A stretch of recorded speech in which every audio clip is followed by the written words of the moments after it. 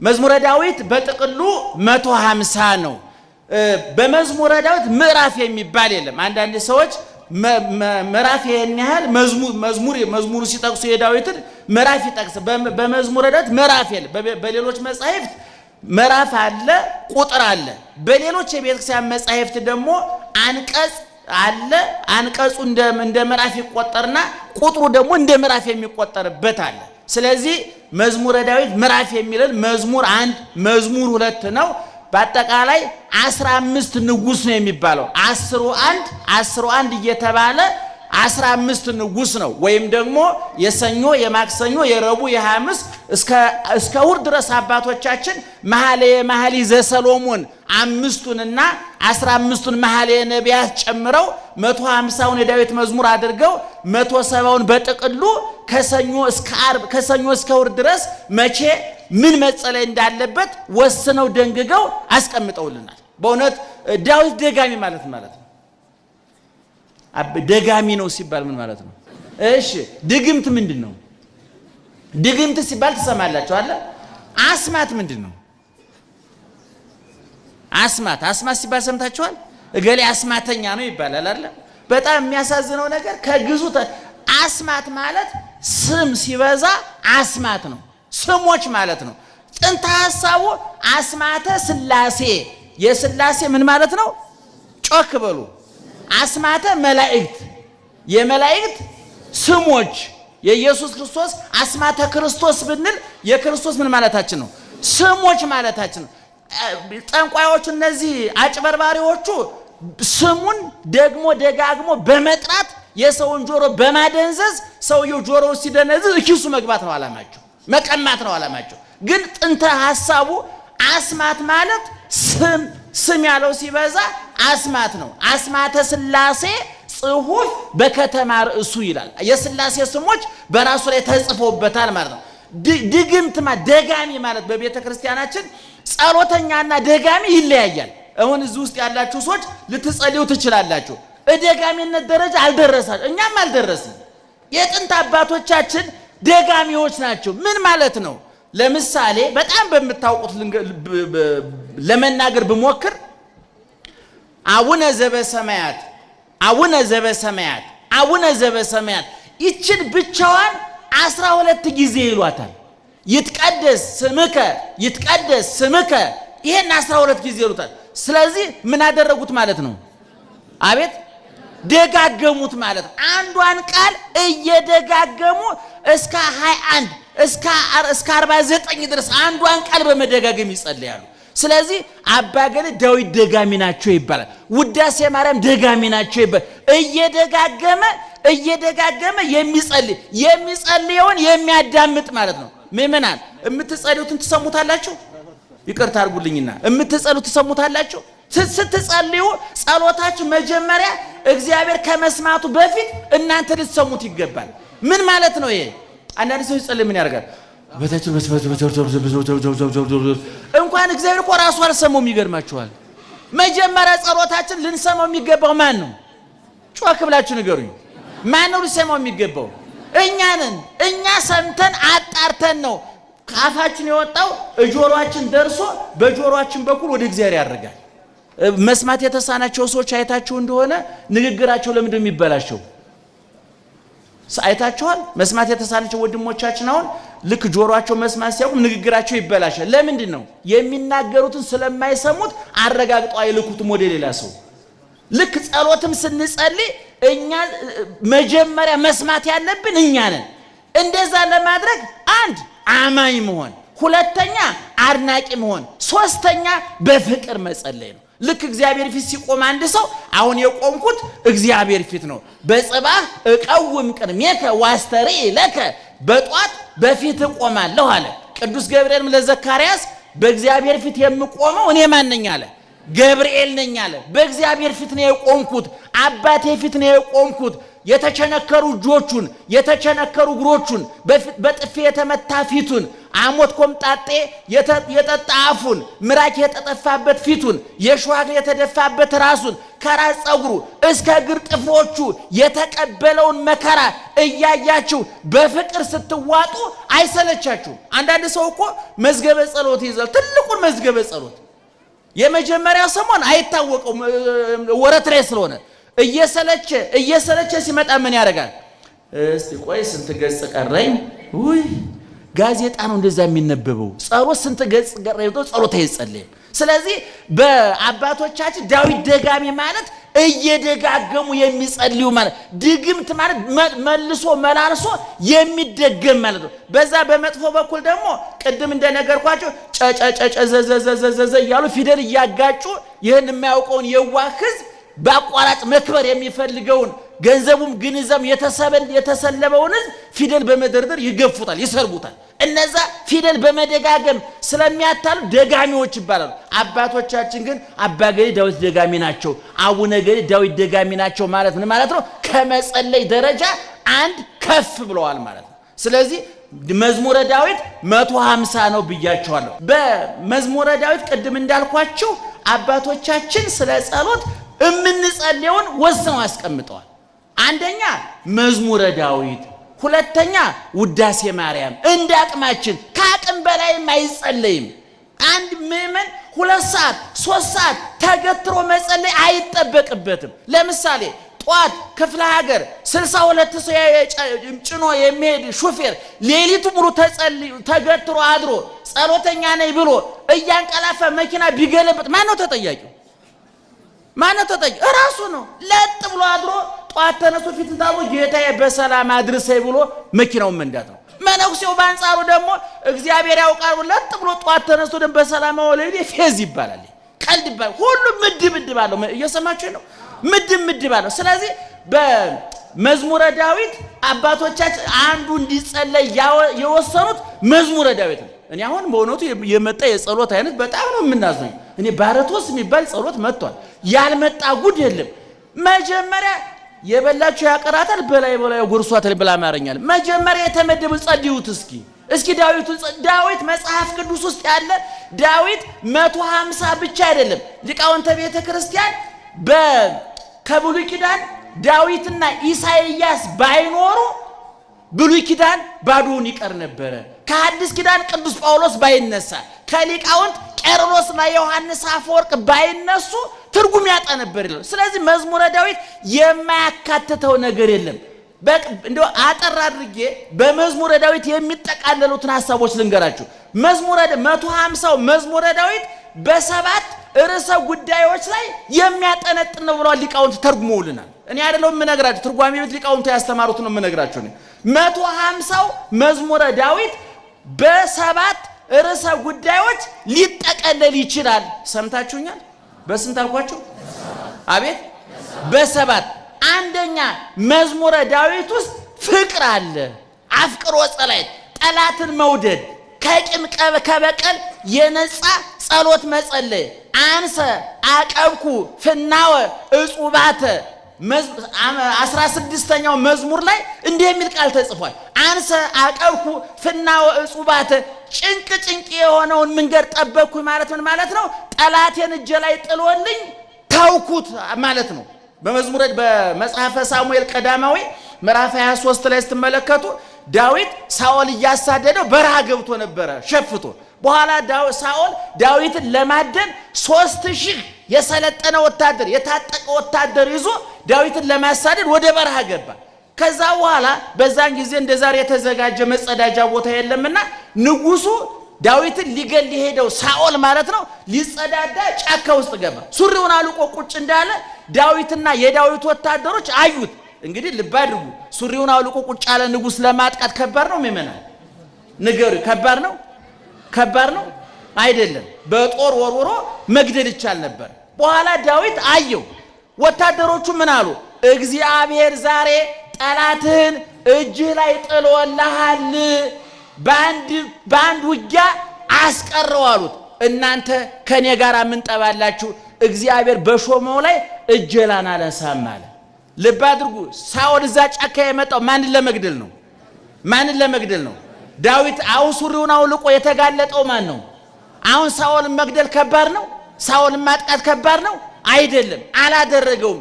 አንሰ አቀውኩፍና ወጹባተ ጭንቅ የሆነው መንገድ ጠበቁ፣ ህግ ጠበቁኝ ማለት ጠላቴን እጄ ላይ ጥለህልኝ አሳልፌ የሰጠሁኝ አንተ ተበቀልልኝ ብዬ ላንተ አሳልፌ የሰጠዋል። በኋላ የዳዊት ወታደሮች እባክህ አንተ እንኳን ለመግደል እግዚአብሔርን ብትፈራ ለኛ ፍቀድልን እንግደለውና እንገላገል አሉት። እናንተ ከእግዚአብሔር ጋር ልታጣሉ ነው አይሆንም ማለት። የሚገርማችሁ ነገር በመጨረሻ ሳኦል በገዛ ሰይፉ ነው ራሱን ያጠፋው። ማን ተበቀለለት ለዳዊት? እግዚአብሔር። አሁን አንዱ በመዝሙረ ዳዊት ውስጥ አንዱ ያለው ፍቅር ነው። ሁለተኛ ሃይማኖት ነው ያለው። አንድ መዝሙር ከፍቅር ቀጥሎ ሃይማኖትን መስበክ አለበት። ይሄኛው ደግሞ በ21ኛው መዝሙረ ዳዊት እያልኳችሁ ብጽፉትና ብታነቡት በጣም ደስ ይለኛል። መዝሙር 21 በቅንፍ 22 ላይ ማየት ትችላላችሁ። አምላኬ አምላኬ ነጽርን የሚለው ዳዊቱ ቁጥር 6 ላይ እምከርሰ እሜ አንተ አምላኬ ከናቴ ማህፀን ጀምሮ አንተ አምላኬ ነህ። ላይሌ ከተገደብኩ ማህፀን ከናቴ ማህፀን ጀምሮ ባንተ ላይ ተጣይኩ ኪያ ከተወከልኩ እንዘሃሎኩ ስታጥባተ ሜ የናቴን ጡት እየጠባው ሳለ ባንተ አመንኩኝ አለ።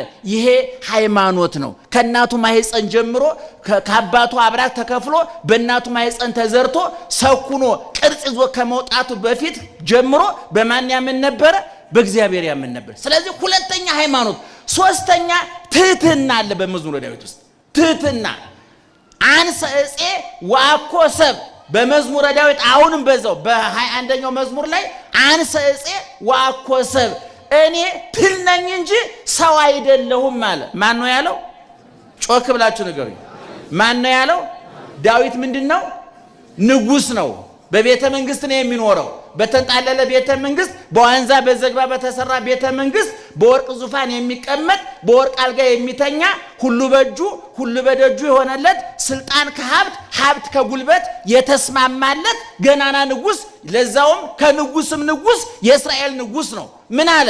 እኔ ትል ነኝ እንጂ ሰው አይደለሁም ማለት። ቅዱሳን ሲበቁ ራሳቸውን ዝቅ እያደረጉ፣ ምክንያቱም የሚለኩት በማን ነው? ራሳቸውን ከመላእክት ጋር ነው የሚያነጻጽሩት፣ ከበላዮቻቸው ጋር ነው የሚያነጻጽሩት። ለምሳሌ አንድ ሰው እስከ 7 ቢጾም፣ ሌላው እስከ 9 ቢጾም፣ ሌላው እስከ 6 ቢጾም፣ በመካከል ላይ ያለው ስንት ሰዓት የጾመው ነው?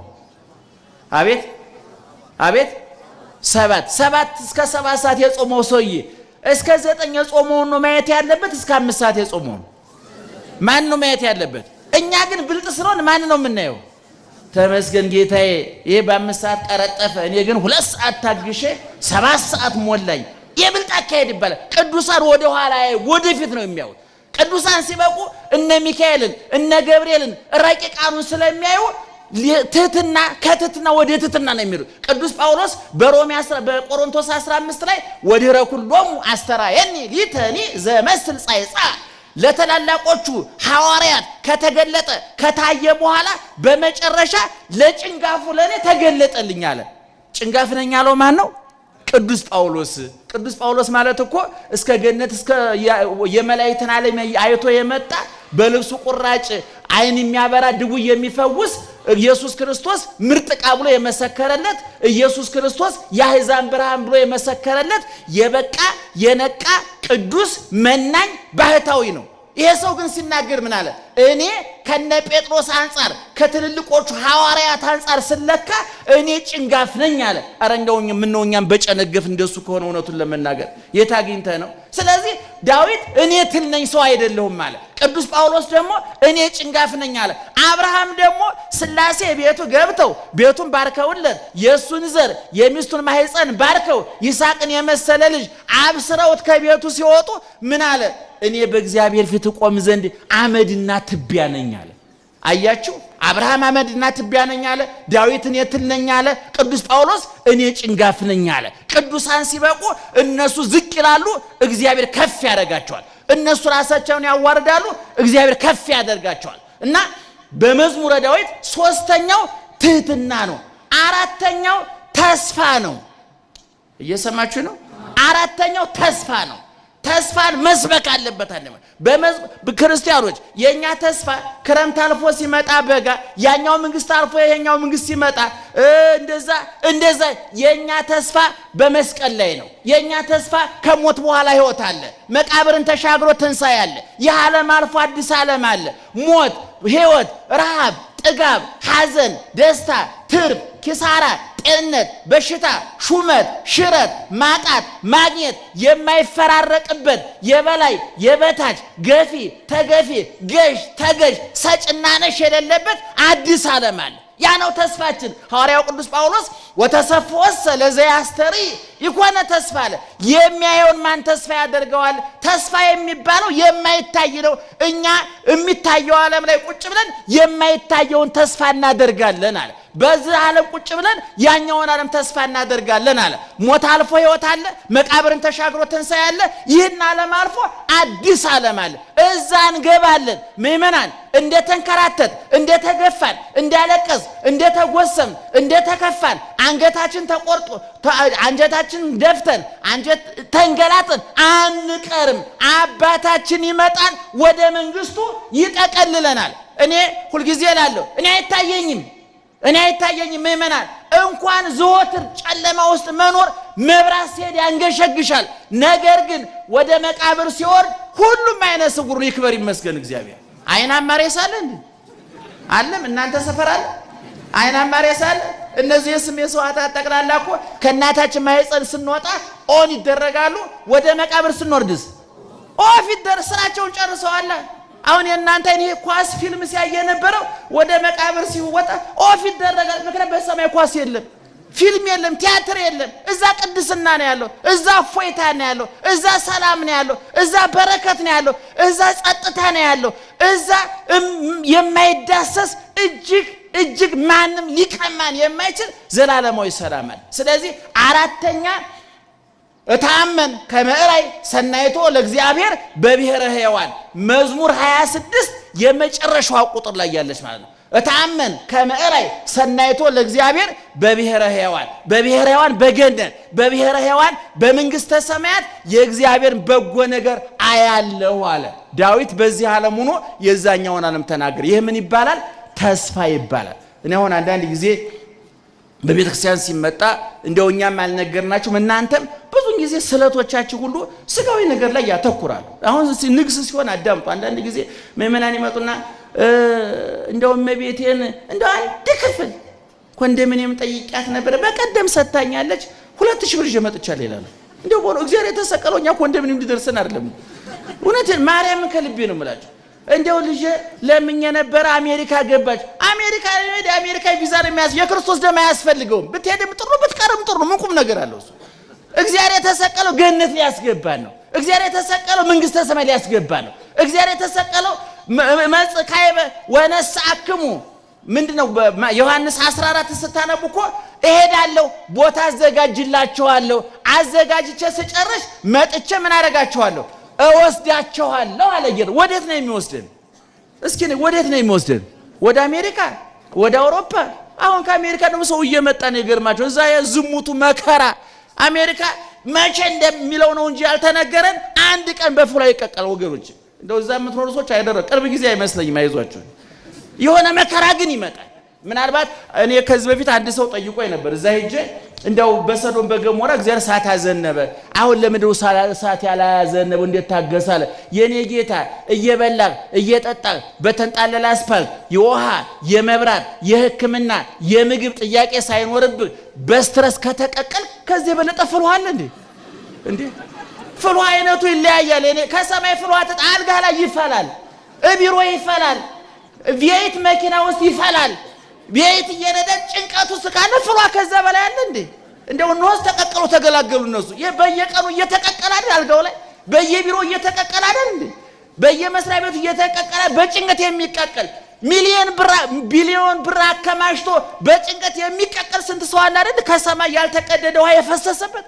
ስለዚህ ማዕቱ ይለያያል ወገኖቻችን። እየሰማችሁ ነው? ደህና ዋላችሁ? ስለዚህ አራተኛ ተስፋ፣ አምስተኛ ተአምኖ ኃጢአተኝነትን ማመን። በድያለሁ፣ አጥፍቻለሁ፣ ወበዛም ስር ተርሴ ጌጋዬ ኃጢአቴ ከራሴ ጸጉር ይልቅ በዛ። ማን ያለው? ምኑ ነው የበዛው? ከምኑ? ከራሴ ጸጉር በላይ በዛ አለ። ይሄ ተአምኖ ኃጣው ይባላል። ተአምኖ እኔ አሁን አንዳንድ ጊዜ ስብከቶቻችን በእውነት ይሄን ማዋሃድ አለባቸው። እንደው ድናል፣ ተፈውሰሃል፣ በደመና ተንሳፈናል፣ አጋንንትን ረግጠናል፣ እየረገጠን ረግጠናል። ይሄን ረገጥነው ደግሞ እንዴ ለምን ራሳችን እናታልላለን? በደመና ተንሳፍ።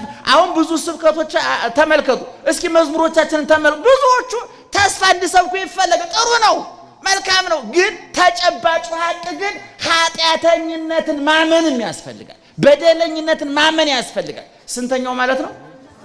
አቤት ስድስተኛ የአምስተኛው ተቃራኒ ኃጢአተኝነታችንን ካመን በኋላ ደግሞ ስድስተኛው ምንድነው? ህጽበኒ ወአንጻኒ እምኃጢአቴ ከኃጢአቴ እጠበኝ፣ አንጻኝ፣ ንጹህ አድርገኝ።